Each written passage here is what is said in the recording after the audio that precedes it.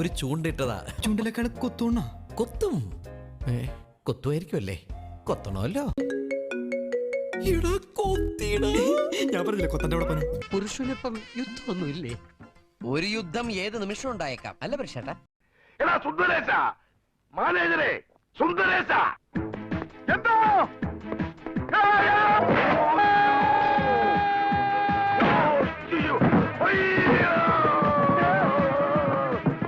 Excuse me, നിങ്ങൾക്ക് രണ്ടുപേർക്കും ദൈവത്തിൽ വിശ്വാസമുണ്ടോ?